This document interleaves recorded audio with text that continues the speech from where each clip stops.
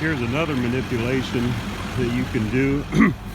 I have 11 hives in the back of our property that are just sort of, I don't know, they're kind of like just some hives I put back there. They're doing really well. I went through them. I had the time to kind of just go through them with a fine-tooth comb. More to the point, the reason being is because I hadn't been on top of them and they were really strong, and so they were starting to get ready to swarm, and they had swarm cells already, not capped but close to it. So what I did, they were doubles, and I'll show you how I have them set up here in just a little bit, but I went through them and found the queen, and I took the frame that the queen was on and put her into one of my little nuke boxes, and actually shook all the bees off into the nuke box along with the queen, double checked to make sure there wasn't any queen or swarm cells on the frame that she was on, and then put the frame back, and then added a frame of bees and honey. So it's one frame of brood on each side along with the old queen.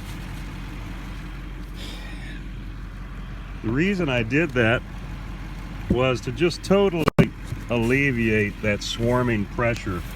You know, she goes from having 20 frames, roughly 18 frames, whatever, of brood, honey, maple flow going on, to all of a sudden there's one frame of brood, one frame of bees with some honey, and 2 frames of foundation. So I mean, it just, the impulse should be gone.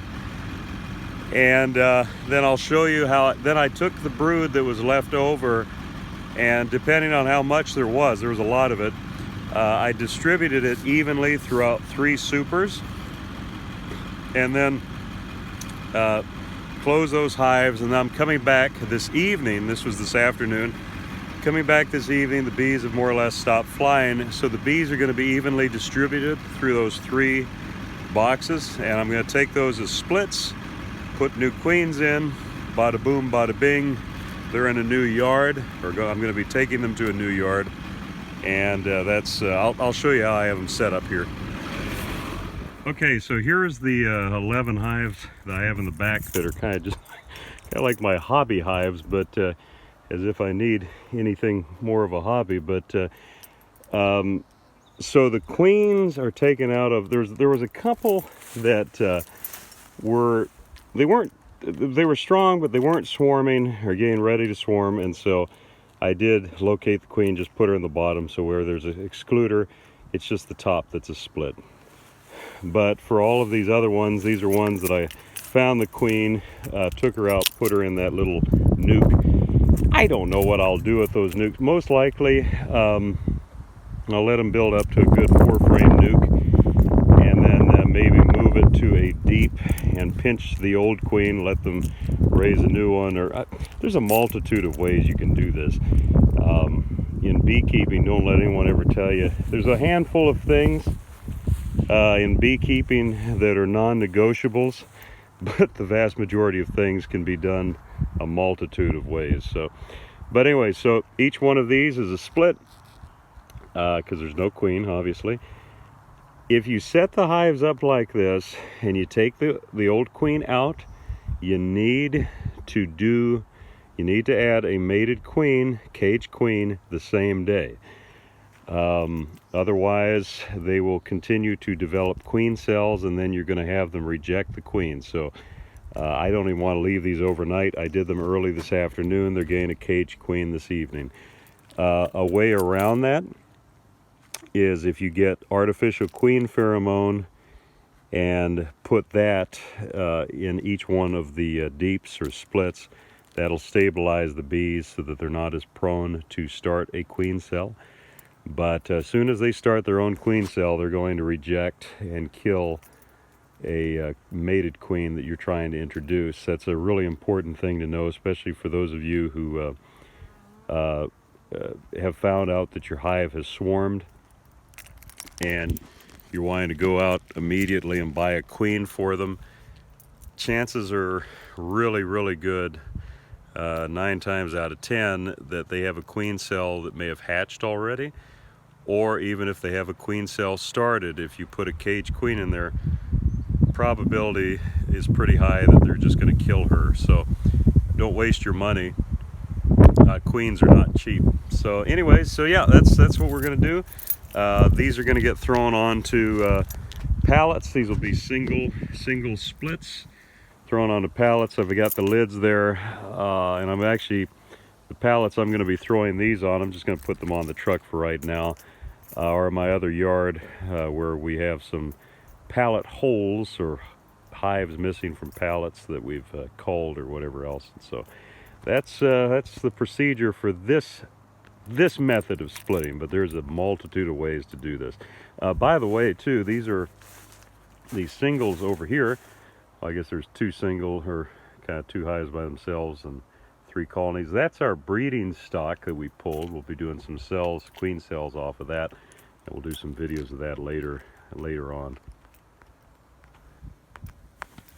Okay, so once again, just to give you a visual, I'd found the queen earlier. This was a hive that was going to swarm. Took her and with a frame of brood and a frame of bees, put her in a nuke, which, you know, I still don't know what I'll do with that. But anyways, that's its own little colony. And then distributed the brood evenly throughout the 3. On average, 3 frames of brood per box and a frame of honey. And now I'm waiting, obviously, till the bees had stopped flying more or less this evening. And now I'm just pulling these off, and each one of these will be, and if you look at the bee population in these, it will resemble a nuke. It would resemble a nuke that you'd buy. And that's exactly what we're doing. These are all single splits I already have. I'm going to add queens once they get to the new yard. But what I'm doing right now, okay, forgive the videography, it's going to go a little weird here, but I'll take this single split off.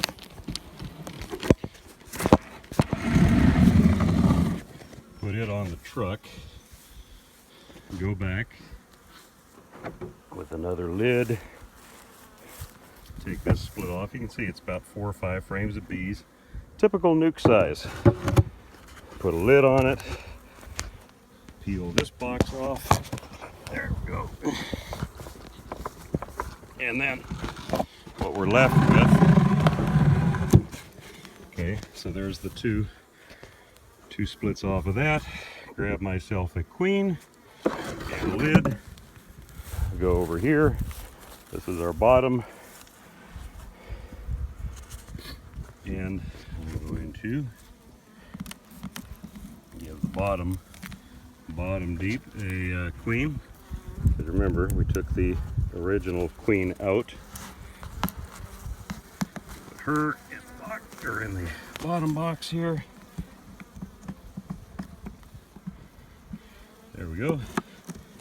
And put a lid on, and then I'll come back here in probably about 3 or 4 days and give them a second box. But so there's 3 splits off of that, if that makes sense. Another little side preparation we're doing is getting the incubator calibrated. 93 degrees, right on the money. That's good. I just turn it down just a hair. Between 92 and 93 degrees. Once again, just to kind of finish the, hang on here, let me set my alarm system. Whoops. There. Yeah. Aha. Okay. No, just my apologies about the randomness of these videos sometimes as far as the editing, but I kind of try to do these on the fly. Just to follow up on the splits that I was doing. So here's a great example of how quickly you can increase your colonies once you get the methodology of making increase down. And that is, so we have 11 hives here. There's a single on the other side of these 2. Out of those 11, We ended up with 15 splits. Here's the queens that are going to go in those splits once we get them to the new yard.